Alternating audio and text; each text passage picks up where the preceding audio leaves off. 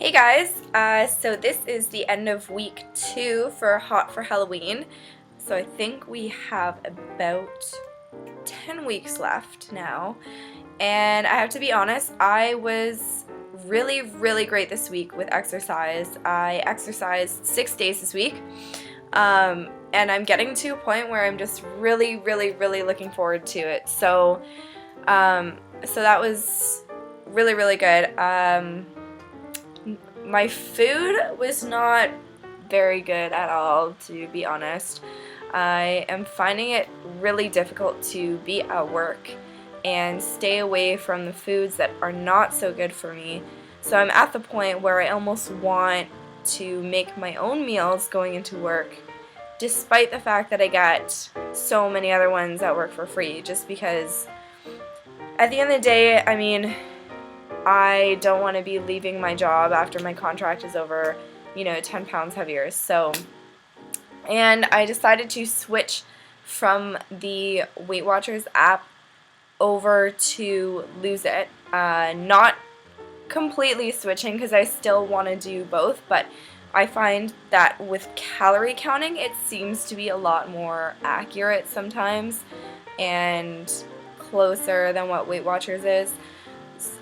Sometimes it's just a lot harder to calculate the points. And the thing that I really like about the Lose It app, which is this on my iPhone, is that it's got such a big database of foods that it's hard for me not to find what I'm looking for in there. It's got almond milk, a whole bunch of things that that the Weight Watchers app doesn't really have, and then it's also got Starbucks in there, and I go to Starbucks all the time, even just to drink a coffee. But what I wanted to actually talk about today, because I just finished the Navy 10K race, which I finished in my personal best of 58 minutes. My personal best before was actually an hour and 9 minutes for finishing a 10K, so I was really proud of myself to be able to take an hour off. And that's just been over the past year that I've been working on building up my endurance, building up my cardio, and all of those things. So this challenge for me is not so much based on weight as much as it is based on the changes that I see in my body physically, the way my clothes fit, and I want to focus more on gaining lean muscle and losing body fat. The thing that I find so frustrating, especially when you're first losing weight, is that people start to define themselves and measure their self-worth by a number that they see on a scale. And at the end of the day, you can't do that, and you can't live your life by a number, because you're not going to be living, and you shouldn't have to, think about every single piece of food you put in your mouth and measure calories to the point where you can't enjoy yourself when you're going out. If you're going out somewhere for dinner, there's things that you can do to plan in advance to be able to still enjoy a good meal and not have to worry so much about calories. And so I am basically in the around 140 to 145 is kind of where I fluctuate right now. But to look at myself before at 140, 145, I look very different. I have a lot more muscle tone. I have a lot less body fat than I had before when I was at 140, and my waist is actually smaller now at 140 to 145 than it was a few years ago. And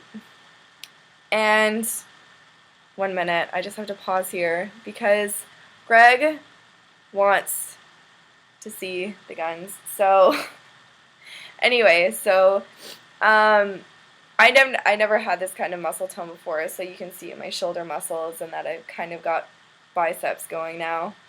I never had that before. I can actually do, 15, 20 push-ups now and not have to do, I guess you call them girl push-ups or whatever.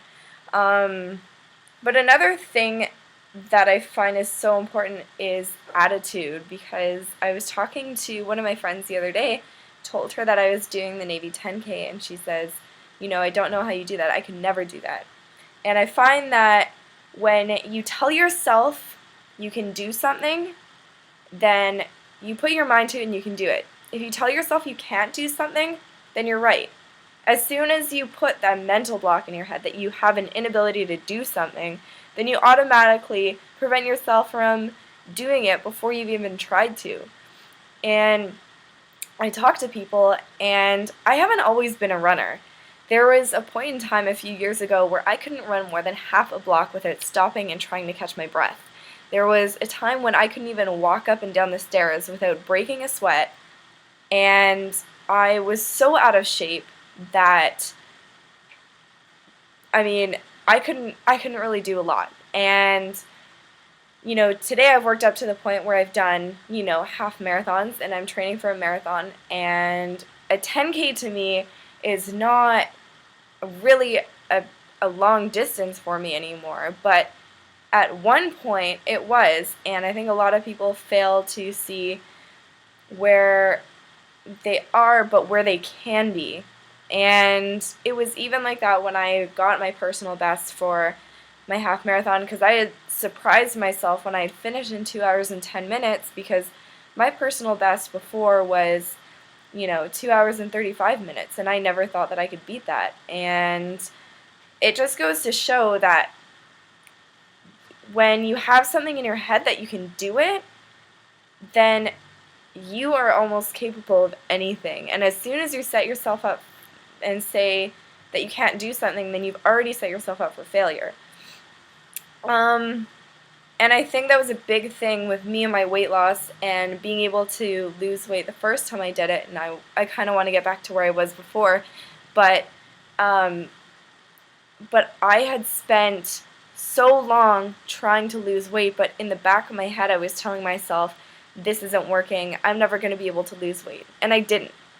And once you break past that point in your head where you realize that you can do something, then you are unstoppable. So I am more or less focusing on fitness for this challenge, and I am actually about to try a new circuit that was given to the cast of 300 to get them into shape. So it's called the 300 workout, and it's a circuit that works all the way up to 300 reps. And I just actually got it off the internet the other night because I wanted to change up my workout routine. So there are a few things that I'm going to have to modify, but the workout is basically 25 pull-ups, 50 deadlifts, 50 push-ups, 50 box jumps, 50 floor wipers, 50 clean and presses, and 25 more pull-ups. And so what I'm going to do is I'm going to time myself the first time I do it with the modified version, and hopefully work up to the full version where I can actually pull myself up, and I can't even do one pull-up right now. But I'm going to try and fit this circuit into my workout schedule twice a week, and by the end of the challenge I want to at least be able to do one pull-up from just hanging off the bar. So anyway, this is a longer video, but I kind of just wanted to talk about that and the things that have made me successful in the past with my weight loss, and the things that I am going to put in place yet again that I haven't been to get back to that weight loss again. And that is having in my head that I can get back there, that I will get back there, and following the game plan that I have to get myself there. And as long as you can do that, then I think that you can do anything. So anyway, I hope you guys have had a great week for anybody who is participating in the challenge. And even if you aren't and you just need some motivation and inspiration to kind of get yourself to the point where you are ready to make a change in your life, then hope you're doing well. Anyway, see you guys next week. Bye.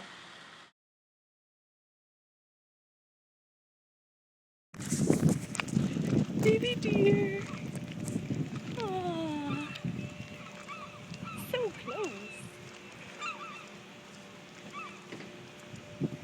I just finished working out, and I did ridiculous circuit, not circus. Anyway. Wow. Feels so weird vlogging in public. Gotta do what you gotta do, though. Do you have a 10K race to do? I do. You know, Jen, it's the first time I get you on Skype and you're a party pooper. I was so excited. Well, next